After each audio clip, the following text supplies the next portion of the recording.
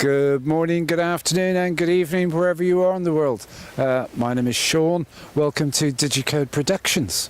Now, as you can see, we're in one of our usual favourite filming spots, and there's a lot of people from a swimming club just about to get into the water.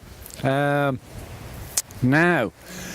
it made me think of one of my major research projects which I have on at the moment. I now know why I thought of it, simply because swimming, water, tsunami, and then I was thinking Japanese earthquake, 2011. Interesting. This led me to follow the trail to their nuclear industry. Absolutely incredible what happened. I was so gripped, I researched this down to the bone. Now this is scientifically very, very interesting. The Japanese nuclear power industry, first of all, they aren't so sophisticated as you might think, okay? They're not so sophisticated. The power station designs were actually formulated in the 50s and the 60s. So the power stations are very much dependent upon external cooling sources, for instance. So during the earthquake, they passed the earthquake quite easily.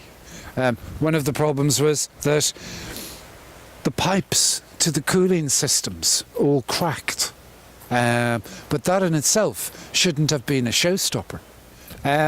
Now, so the earthquake came and went. Now you may remember it was a 9.1, which is, well, 10 is as strong as they get. So this earthquake would have shook the ground 3 to 6 feet in either direction for anywhere between 5 to 10 minutes. Had you been standing above it, you would have been knocked to your feet. You wouldn't have been able to stand up. It was that strong. So the first thing that I found was my own amazement at the fact that the nuclear power stations were actually still standing after the earthquake. Now, one of the problems after the earthquake was the fact that 20 minutes later, a 100-foot tsunami arrived at the same spot where there were 6 nuclear reactors in total. Now, the diesel generators that had kicked in were actually in the basement. And, of course, the nuclear power stations had shut themselves down automatically. However, the uranium and plutonium fuel cells still needed to be cooled. So, diesel generators kick in and they're pumping the water in for the cooling system. All is normal. They've just survived a 9.1. All is normal. And then the tsunami arrives, flooding the area where the diesel generators are and knocking them out. Now, then there was an aftershock which cut the power. So they've no internal generators, they've no power coming in, they've water leaking out of the cooling system, and of course, as we all know, 3 of the nuclear facilities actually went into meltdown.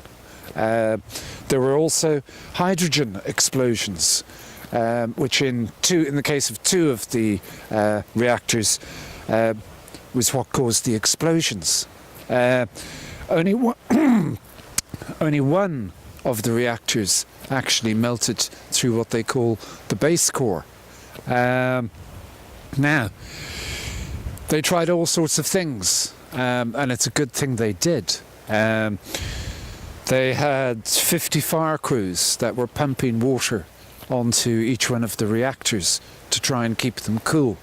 Then they decided they'd start pumping in seawater Then they brought in defence forces with helicopters to drop water. I had no idea that this was such a ferocious battle. And it absolutely was. It was tooth and nail at some points. The problem was that had these reactors actually exploded, they would have produced a yield of something like 100 times Hiroshima. So you would have been talking effectively about Japan as a country not really being able to function after such an event.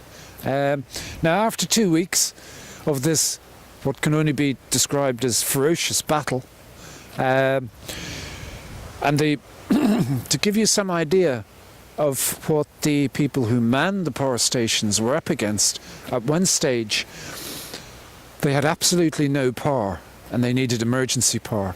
So they went downstairs and they got their car batteries out of their cars and brought them into the nuclear power station to power instruments so they could see if the cooling system was working or not, and to see how hot the reactors actually were. So we came to a very, that was a real tricky one. Had that one gone up, it would have affected most of the Far East, and indeed taken Japan out as well. Thank goodness it didn't.